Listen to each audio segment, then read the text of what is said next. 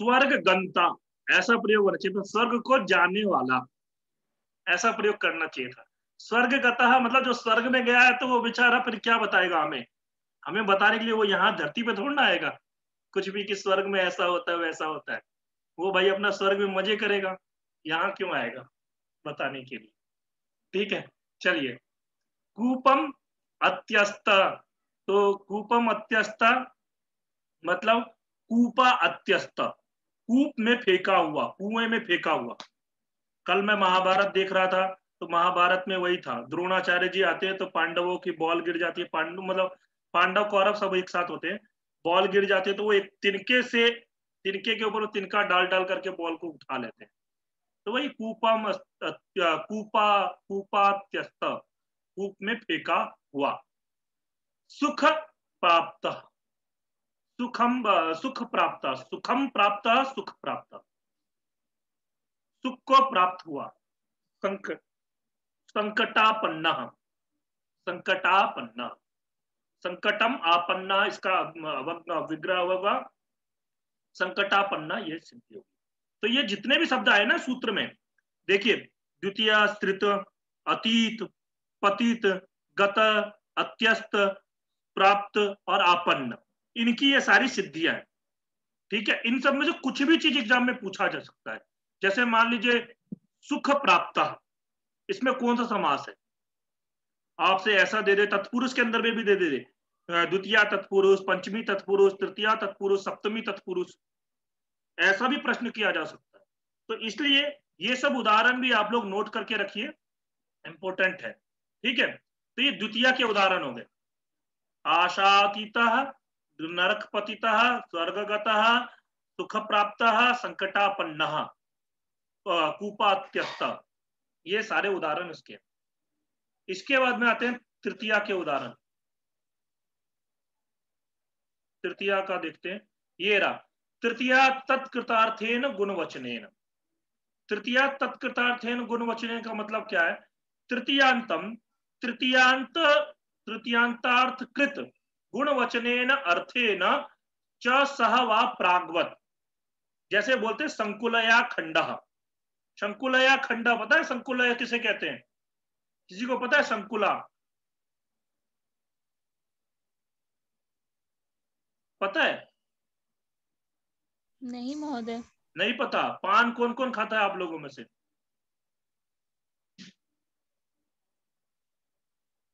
कोई नहीं खाता मैं तो पान? नहीं। शंकर गुरुजी कौन को कहते हैं शायद? किसको? कौन बनता है गुरुजी उसको कहते हैं। नहीं नहीं नहीं, सरोता जो होता है ना, सुपा, जिससे जिससे सुपारी सुपारी को काटा जिससे है, काटते हैं। हाँ सुपारी काटने वाले सरोता को बोलते हैं। तो संकुलया खंड, संकुला से जिसका खंडन, सरोते से किया हुआ टुकड़ा, तो संकुलया खंड, ये लौकिक विग्रह हुआ। अब ये गुण वचन का मतलब क्या है? इसने किसका खंड, जिसका किया है वो उसका गुण है ना, तो ये जिसके द्वारा खंडन हुआ है उसके साथ में उस खंड का तृतीया, तृतीया तत्पुरुष समास होगा। तो संकुला टा, तृतीया में कौन सी विभक्ति आती है, कौन सा प्रत्यय आता है? टा।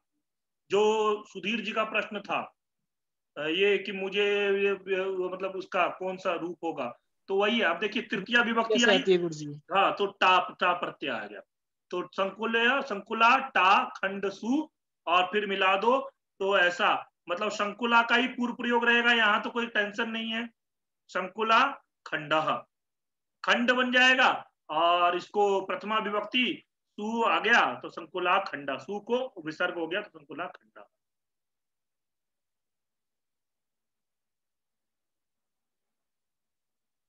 ये ऐसा है, संकुला खंडा ये बन गया, अब इससे फिर संकुला खंडा। धान्य अर्थ, देखिए धान्य से प्रयोजन, धान्येन अर्थ, धान्येन अर्थ मतलब धान्य टा अर्थ सु, तृतीया विभक्ति हुई, फिर इसका धान्य पहले ही पूर्व प्रयोग धान्य का ही रहेगा, तो इसमें धान्य अर्थ ऐसा बन जाएगा। इधर से टा का लोप हो जाएगा, इधर से सु का लोप हो जाएगा। तब यहां पे ये यौ में अ है, यहां पर भी अ है, तो मिला देंगे तो क्या बन जाएगा? कौन सी संधि होगी यहाँ पे? सवर्ण दीर्घ। हाँ बिल्कुल सही है। तो क्या बन जाएगा? धान्यार्थ। अब धान्यार्थ प्रथमा विभक्ति में सु को विसर्ग हो गया तो धान्यार्थ। अब ये सूत्र के अंदर में आया तत्कृत। तत्कृत बोलते हैं कर्तरी करने कृता बहुलम। यहाँ पे बहुल का प्रयोग किया गया, जैसे अक्षणा काणा। अब अक्षणा काणा इसमें नहीं होगा, तृतीया समास नहीं होगा, इधर अक्षणा काणा ही बनेगा। अक्ष काणा किसी को नहीं बोल सकते हम, अक्षणा काणा ही बोलना पड़ेगा। आंख से काणा है, अब ये क्या है, उसको मतलब उसने ये गुण वचन नहीं है ना उसका, वो क्या है, मतलब कि वो आंख से काणा है, ठीक है, उसको काणा किया गया नहीं है, उसने आंख ने उसको काणा नहीं किया है, आंख से वो काणा है। तो इसमें हमारा इसमें समास होकर के ये नहीं बनेगा कि अक्ष काणा। अगर समास होता तो अक्ष काणा बनता, परंतु समास इसमें नहीं होगा, इसीलिए इसमें यही प्रयोग रहेगा अक्षणा काणा। ठीक है।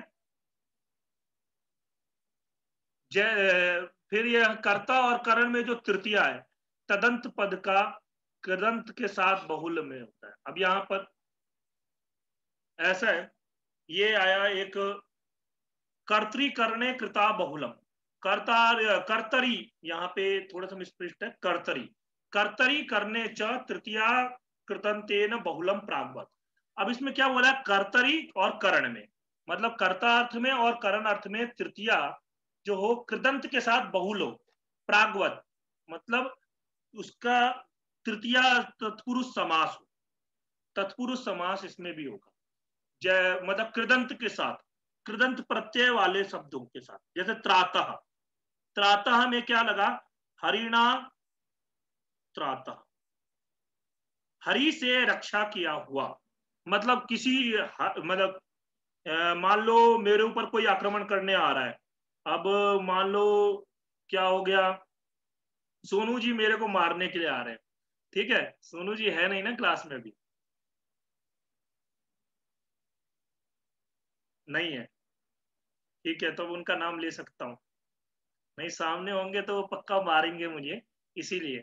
तो सोनू जी मान लीजिए मुझे मारने के लिए आ रहे हैं, तो हरि ने मेरी रक्षा की, तो बोलते हैं हरि से रक्षा किया हुआ, तो मेरी रक्षा किसने की, हरि ने, तो इसीलिए बोलेंगे हरि से रक्षा किया हुआ, यहां पर तृतीया होगी, Harinath रातः, Harinath रातः।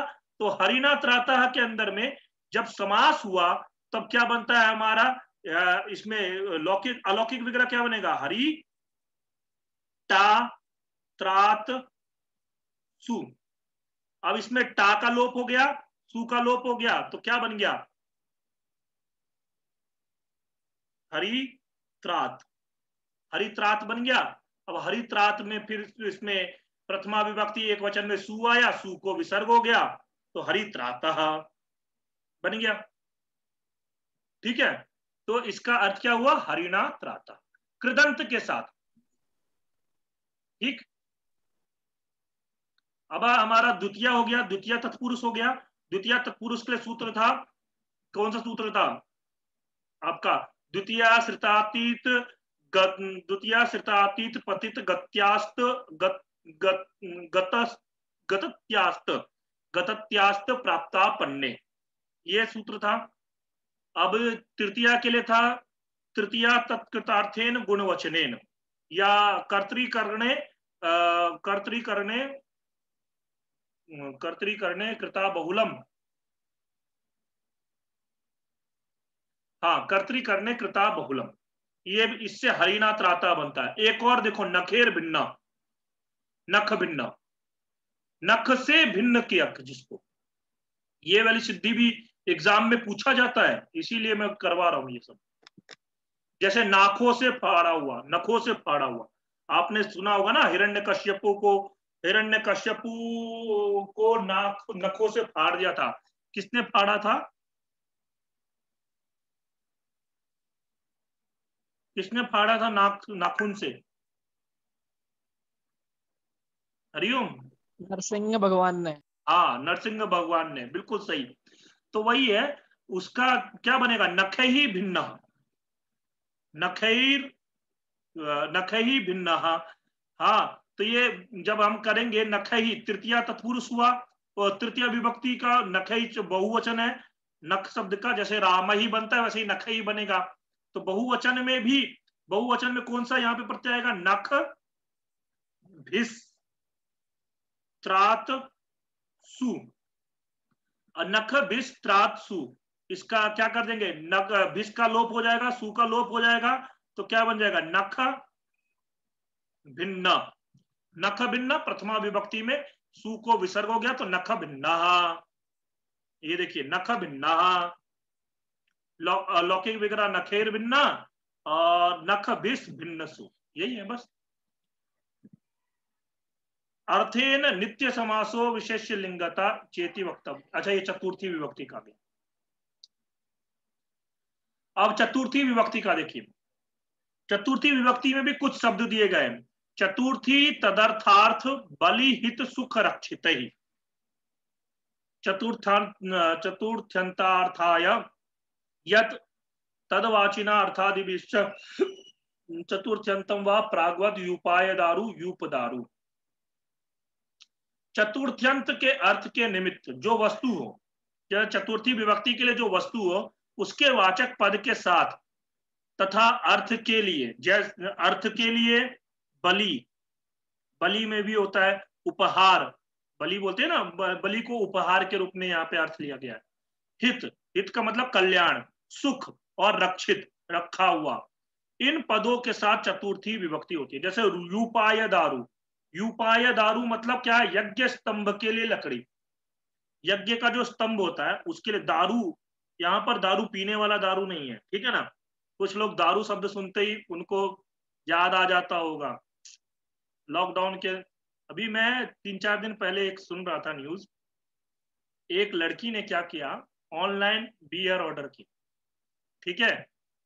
Online beer order करने के बाद में क्या हुआ, अब ऑनलाइन वैसे बियर तो मिलती नहीं, हरियाणा की लड़की थी, ऑनलाइन बियर तो मिलती नहीं है।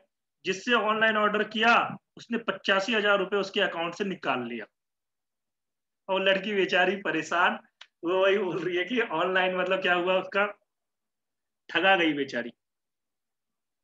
तो इसलिए आप लोग भी संभल के रहिएगा, ऑनलाइन ऑर्डर ये सब चीजें मत करिएगा, ठीक है। ऑनलाइन बियर नहीं मिलती। यूपाय दारू, चलिए यूपाय दारू, दारू का शब्द का मतलब होता है लकड़ी। यूपाय, यूपाय बोलते हैं ये यज्ञ के स्तंभ के लिए।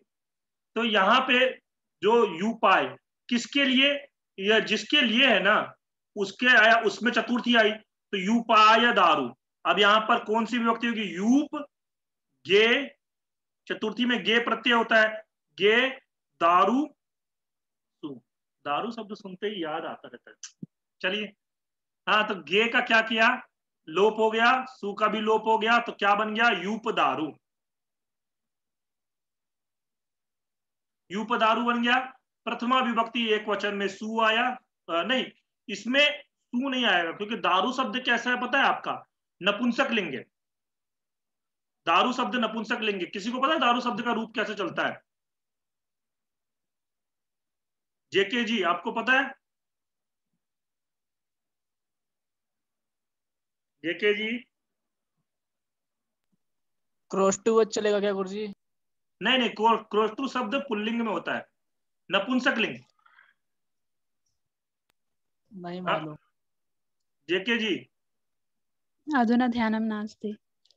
दारू दारुणी दारूणी ऐसा रूप होता है, दारू दारुणी दारूणी, ठीक है। सुलू सुलूनी सुलूनी हाँ सुलू सुलूनी सुलूनी सुलू, हाँ ठीक है। आया है गुरुजी अनंत पुलिंग में। हाँ हाँ हाँ वो है, अजंत पुल्लिंग में है ना वो सुलू। देखो पुल्लिंग भी बनता है वो, नपुंसक लिंग भी बनता है, इसलिए आप वो ऐसे वस्तुतः देखा जाए तो सुलू शब्द पुल्लिंग है, ठीक है। अश्रु रूप चलेगा क्या? हाँ अश्रुवत चलेगा, बिल्कुल सही बोले, अश्रुवत चलेगा, मधुवत चलेगा, ठीक है। तो यूपाय दारू ऐसा ही बना, ऐसे। और दूसरा है रंधन स्थाली, तो रंधनाय स्थाली, रंधन किसे बोलते हैं पता है? जो आप देखोगे ज्यादातर साउथ इंडियन लोग क्या बोलते हैं, मैं अभी रंधन कर रहा हूं। रंधन का मतलब वो पका रहा है, भोजन पका रहा है। उड़ीसा वगैरह के अंदर में रंधन करना बोलते हैं। वहां पर मैं क्या कर रहा हूं, तो रंधन कर्म में लगा हुआ। अब रंधन कर्म क्या है, मतलब पकाना, भोजन पकाना, उसको बोलते हैं। तो रंधनाय थाली, पकाने के लिए जो होता है ना थाली, या ऐसा बोल सकते हैं जिसे कि आपको प्रेशर कुकर बोल दो, चल जाएगा, प्रेशर कुकर, तो उसको बोलते हैं रंधन थाली। ठीक है।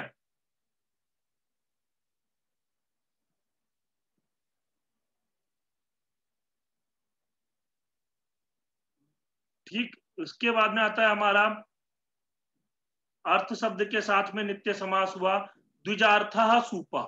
ये चीज है, यहां पर तीनों प्रयोग हो रहा है। देखिए, द्विजार्थः सूपः पुल्लिंग, द्विजार्था यवागुः। यवागुः किसे बोलते हैं हम, दलिया को। जो लोग गुरुकुल में हैं उन लोगों को दलिया से बहुत परिचित होंगे, क्योंकि गुरुकुल में प्रातःकालीन अल्पाहार दलिया। तो यह द्विजार्था यवागु, यहाँ पर द्विवचन में मतलब क्या हुआ, स्त्रीलिंग में हुआ। द्विजार्थम पयः, पयः बोलते हैं खीर को भी, पयः बोलते हैं दूध को भी, दोनों के लिए पयः शब्द का प्रयोग किया जाता है। तो यहाँ पे अर्थम शब्द के लिए, हाँ रो मत जेके जी, पता है मुझे भी, आप भी गुरुकुल में रह करके दलिया खा खा करके, वैसे मुझे भी दलिया पसंद नहीं है। आप पूछोगे, मैं भी दलिया बहुत, मेरे घर में भी बनता है, क्योंकि मेरे मम्मी आंगनवाड़ी में है, तो भैया आंगनवाड़ी में आजकल दलिया मिलता है, तो दलिया ही बनता है। ठीक है, तो इसलिए अर्थ के लिए, जैसे ब्राह्मण के लिए, किसी के लिए, जब किसी के लिए प्रयोग करते हैं ना, तो उसके लिए क्या होता है, चतुर्थी होती है। तो द्विजार्थ, द्विजार्थाय, देखिए द्विजाय अयम, इसमें ऐसा विग्रह होगा, द्विजाय अयम सूपः, द्विज गे अर्थ सु। ठीक है, द्विज गे अर्थ सु। तो इसमें फिर क्या हुआ, सूपः पुल्लिंग है, इसीलिए क्या हुआ, इसमें द्विजार्थः बनेगा। ठीक है, द्विज अर्थः, तो अर्थः मिला दो इसमें, ज में आ मिला दो, तो क्या बन गया, द्विजार्थः। सूपः, सूपः बोलते हैं दाल को। ठीक है, द्विजार्थाय सूपः। तो इसमें द्विजाय अयम, पुल्लिंग में क्या होगा, अयम शब्द का प्रयोग विग्रह में। स्त्रीलिंग में द्विजाय इयम, इयम क्योंकि स्त्रीलिंग के लिए प्रयोग होता है, द्विजाय इयम यवागु। ठीक है, ब्राह्मण के लिए लपसी, दलिये को लपसी भी बोलते हैं। ठीक है, लपसी शब्द सुनने में अच्छा है ना। द्विजाय इदम, इदम शब्द का मतलब क्या, इदम क्या है, नपुंसक लिंग में प्रयोग होता है। तो अयम अगर बोलेंगे तो पुल्लिंग, इयम बोलेंगे तो स्त्रीलिंग, और इदम बोलेंगे तो नपुंसक लिंग। तो अयम बोलेंगे तो द्विजार्था बनेगा राम की तरह, इयम बोलेंगे तो द्विजार्था बनेगा, और इदम बोलेंगे तो द्विजार्थम बनेगा। तो द्विजार्थम पयः, तो इसका बनेगा ये द्विजार्थ, द्विजार्थ, द्विजार्थम पयः, द्विजार्था यवागु, ऐसा। ठीक है, फिर इसके बाद में आता है ना, हमने एक और क्या था, क्या चतुर्थी तदर्थार्थ बलि, बलि तो कर लिया, बलि एरा, तदर्थार्थ, तदर्थ अर्थ तो हो गया, अर्थ के लिए, अर्थ के लिए जैसे द्विजार्थ, तो अर्थ के लिए आया ना, के लिए, तो उसमें आया द्विजार्था, द्विजार्था, द्विजार्थम। ऐसे ही हम अभी ऐसे भी कर सकते हैं, अगर समास करना हो, अभिनंदनार्थ, अभिनंदनार्थाय इयम मोदकम। कोई मेरे लिए लड्डू लेकर के आया, बीच में किसी ने बोल दिया, अरे भाई ये लड्डू किसके लिए ले जा रहे हो, तो वो क्या बोलेगा, अभिनंदनार्थ, अभिनंदनार्थम मोदकम, क्योंकि मोदक शब्द जो है वो क्या है आपका, नपुंसक लिंग है, तो अभिनंदनार्थम मोदकम, ऐसा। अर्थ शब्द के जब लगाएंगे, किसी के लिए जब करेंगे, तो वो जिसके लिए होगा, पुल्लिंग अगर होगा तो अभिनंदनार्थः, स्त्रीलिंग होगा तो अभिनंदनार्थम, और नपुंसक लिंग होगा तो अभिनंदनार्थ, स्त्रीलिंग होगा तो अभिनंदनार्था, नपुंसक लिंग होगा तो अभिनंदनार्थम। तीन प्रयोग बनेंगे, वो जो वस्तु होगी उसके अनुसार चलेगा, क्योंकि द्विज तो पुल्लिंग ही है, हाँ, परंतु द्विजार्थः सूपः, सूपः के समान द्विजार्थः बना, यवागु के समान द्विजार्थः बना, पयः के समान। समझ में आ गया बात? हरिओम, समझ में आ रहा है? जी गुरुजी जी एकदम। महाराज। अब आते हैं भूत बलि। देखिए अब भूत बलि वैसे भी बोलते हैं, हमने एक पढ़ा भी है। पढ़ा क्या है? हमने देखा है, सबने देखा है, और वो कोई भी ऐसा नहीं होगा जिसने नहीं देखा हो। बाहुबली, तो बाहुबली अलग है, यहाँ पे अब भूत बलि आया। भूत बलि ही, भूत बलि क्या है? भूतों के लिए उपहार। भूतेभ्यो बलि, भूतेभ्यो बलि, बलि के शब्द के योग में चतुर्थी हुआ, तो भूतेभ्यो बलि यानी कि भूतों के लिए जो उपहार दिया जाता है, बलि दी जाती है। आप आजकल तो उसका दिया जाता है, मतलब क्या कहते हैं, कुंभड़म, उसका बलि दिया जाता है। कद्दू भी बोल देते हैं, कद्दू एक फल होता है, उसका बलि दिया जाता है। हाँ, लेकिन पहले जो होता था बलि दिया जाता था बकरे का, भैंसे का भी बलि दी जाती थी, तो वो सब चीजें। गोभ्यो हितम, गोभ्यो हितम, या ऐसा भी प्रयोग कर सकते हैं गवे हितम, चतुर्थी विभक्ति में गवे हितम, तो गो हितम, गोभ्यो हितम गो हितम ऐसा बनेगा। गोभ्या सुखम गो सुखम, गोभ्यो रक्षितम गो रक्षितम। ठीक है, सब में ऐसा ही हुआ है। अभी देखिए कैसे, मैं आपको बता देता हूं। जैसे भूतेभ्यो बलि, इसका क्या कहता था, देखिए भूतेभ्यो बलि, ये इसका बना क्या? लौकिक विग्रह। अलौकिक विग्रह क्या बनेगा? भूत भ्य भ्यस, हाँ गे भ्याम भ्यस, पंचमी चतुर्थी विभक्ति बहुवचन में भ्यस बनेगा। बलि सु, इसका लोप कर दोगे, इसका लोप कर दोगे, तो क्या बन जाएगा? भूत बलि। बस प्रथमा विभक्ति में सु हो गया, सु को विसर्ग हो गया, भूत बलि। ऐसे ही गोभ्यो हितम, गो भ्यस हित सु, भ्यस का लोप, सु का लोप, तो क्या बन गया? गो हित। बस गो हित, और इसमें क्या कर दो? हित शब्द नपुंसक लिंग में होगा, तो हित शब्द नपुंसक लिंग में है, तो इसीलिए कर देंगे नपुंसक लिंग में क्या हो जाएगा? गो हितम। ठीक है, गो सुखम, गो रक्षितम ऐसा बनेगा। समझ में आ गया बात? अब इसके आधार से चतुर्थी हो गया। चतुर्थी का पंचमी,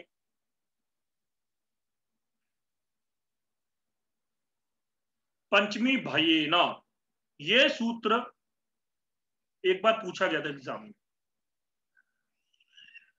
हाँ, एक बार एग्जाम में पूछा गया। पंचमी भयेन, चोराद भयम चोर भय, जिससे भी भय करते हैं ना, उसके अंदर में पंचमी लगा करके उससे कर लेते हैं। अब ये देखिए चोराद भयम, यहां पे क्या आया? चोराद भयम, तो चोर गसी और भयम भय सु, ऐसा बनेगा अलौकिक विग्रह।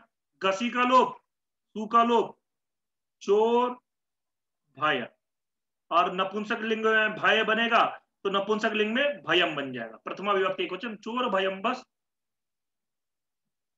स्तोकांतिक दूरार्थ कृच्छानितेन, पंचम्या स्तोकादिभ्या, ये सूत्र कुछ है, मैं भी आपको इनको बता देता हूं, अर्थ बता देता हूं। यहाँ पे देखिए स्तोक, स्तोक बोलते थोड़े के लिए, ठीक है। अंतिक, अंतिक भी, अंतिक होता है समीप के लिए।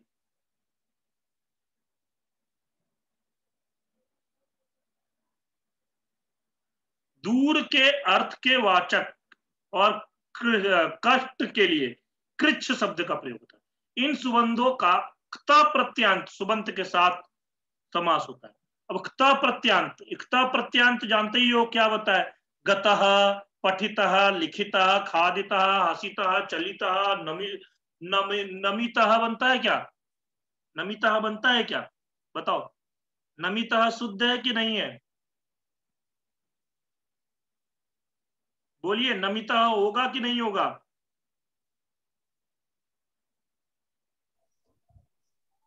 नहीं। क्या होगा फिर? नंता। नंता कहाँ? नतः, नतः, नमितः नहीं होगा, नतः होगा।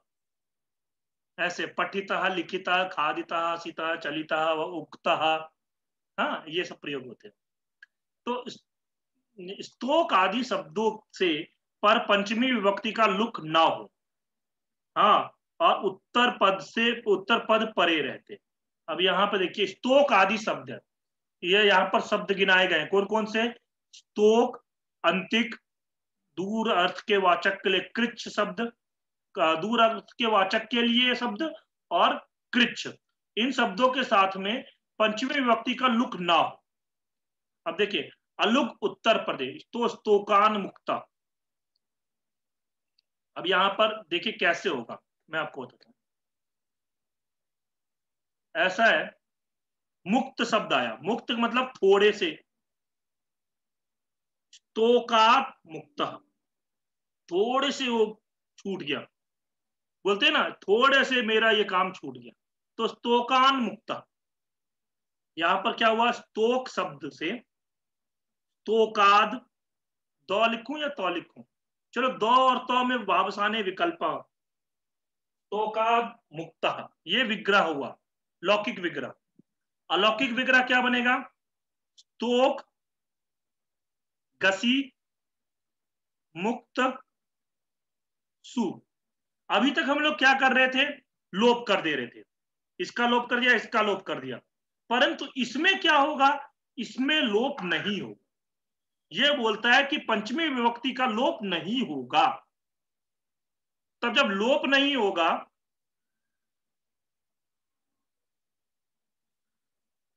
लुक होगा, वही लुक नहीं होगा।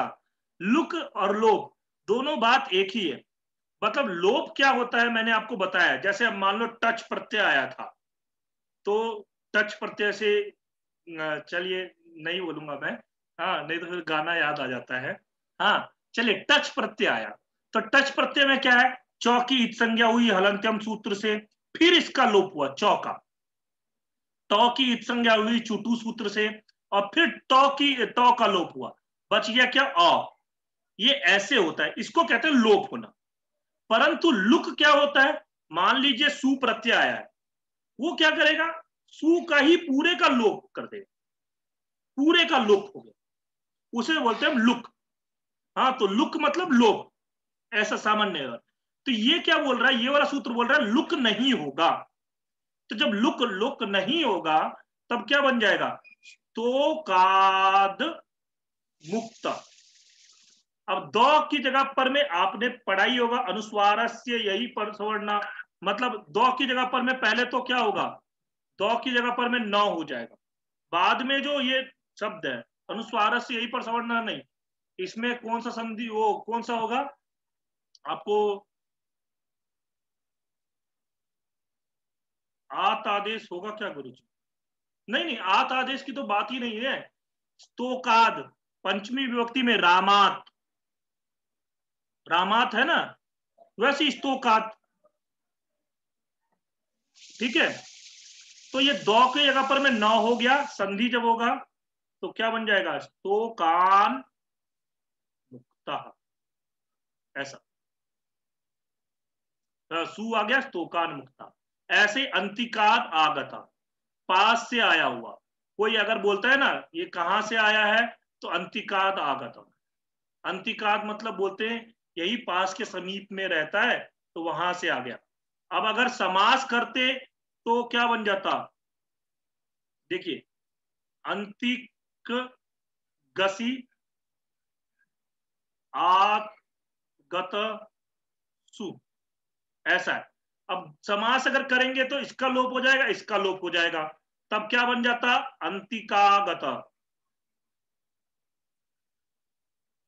परंतु यहां पर ऐसा नहीं हुआ, यहां पर बोला इस शब्द से और जो पंचमी विभक्ति का उसका लोप नहीं होगा। जब लोप नहीं होगा तब क्या बनेगा? अंतिका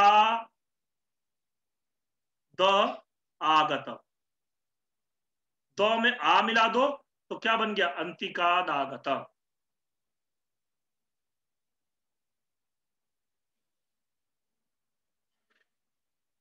ठीक है, इसमें आपका कोई लोप नहीं होगा, जो जैसा विग्रह है वैसा ही आपको बना देना है, बस कोई परेशानी नहीं है। अभ्यासाद आगत, पास से आया हुआ तो अभ्यासाद आगत। दूराद आगत, दूर से आया हुआ तो दूराद आगत। कृच्छाद आगत, कष्ट से आया हुआ तो कष्टाद आगत। अब मान लो आपका कोई फ्रेंड है, उसको व्याकरण समझ में नहीं आता, उसका व्याकरण पढ़ने का मन ही नहीं है, आप बोल रहे हो चलो चलो चलो सर बट बहुत बढ़िया पढ़ाते हैं, हाँ क्लास में मजा आएगा, हाँ उसका बिल्कुल भी मन नहीं है, लेकिन फिर भी वो आता है बड़ी मुश्किल से, हाँ बेमन से वो आता है, क्लास में ज्वाइन हो जाता है, बैठा रहता है बस, तो वो क्या है, कृच्छात आगता, कृच्छात आगता। ठीक है, तो वो कष्ट से आया हुआ। आया समझ में?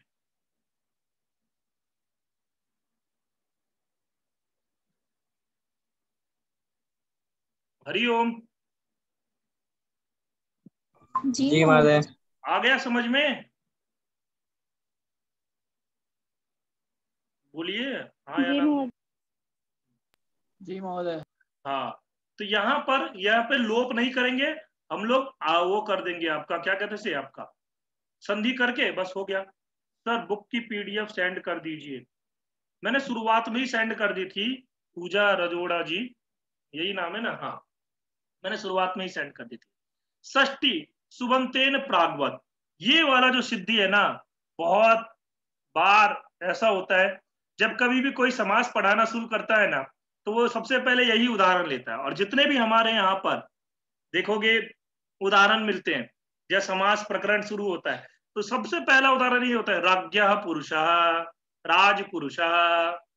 ठीक है, तो मैंने भी उदाहरण राजपुरुष ही लिया था, याद हो तो वही है, राजपुरुषः की सिद्धि देखिए, राज्ञः पुरुषः, ये क्या हुआ आपका, षष्ठी विभक्ति का वो मतलब लौकिक विग्रह हुआ, राज्ञा पुरुष मतलब राजा का आदमी, राजा का आदमी, या आजकल की भाषा में बोलते थे ये तो सरकारी आदमी है, तो वो हो गया राजन गस, षष्ठी विभक्ति, पुरुष सु, ये इसका हुआ अलौकिक विग्रह। अब क्या करना है आपको, सर आतंकित के आंतिकात, आंतिकात कैसे बना, अच्छा एक मिनट रुकिए ये बता देता हूं फिर उसके बाद बताओ। तो अब क्या करना है आपको, कुछ नहीं करना है, इस गस का लोप कर दिया, इस सु का लोप कर दिया, अब क्या बन गया, राजन पुरुष। अब राजन पुरुष बना, अब ये जो न है ना, न, इस न का नलोपः प्रातिपदिकांतस्य, इससे क्या हो जाएगा, न का लोप हो जाएगा, तब क्या बन जाएगा, राज पुरुष, और इसमें प्रथमा विभक्ति ला करके सुविभक्ति करके राज पुरुषा, ऐसा। ठीक है, राजन जो प्रातिपदिक शब्द है उसका न का लोप कर दिया। अब आप क्या बोल रहे हो, अंतिकात आगत, अंतिकात शब्द कैसे बना ये पूछ रहे हो। देखिए अंतिक शब्द है, जैसे राम शब्द है ना, रामः रामौ रामा रामम रामौ रामान रामेन रामभ्यम रामई रामाय रामभ्यम रामेभ्य रामात, पंचमी विभक्ति एक वचन, तो वैसे अंतिकः अंतिकौ अंतिकः अंतिकम अंतिकौ अंतिकान अंतिकेन अंतिकाभ्यम अंतिकैहि अंतिकाय अंतिकाभ्यम अंतिकेभ्य अंतिकात, तो ये पंचमी विभक्ति होगा अंतिकात, अंतिकात आगत, दो में आ मिला दो, अंतिकात आगत। ठीक,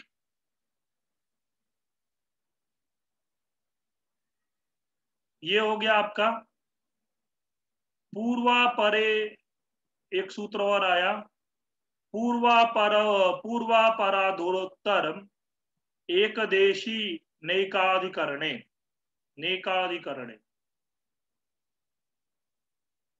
ये ज्यादा इंपॉर्टेंट, अब यहां से ना इंपॉर्टेंट एक सप्तमी वाला कर लेते हैं, फिर इंपॉर्टेंट नहीं होगा।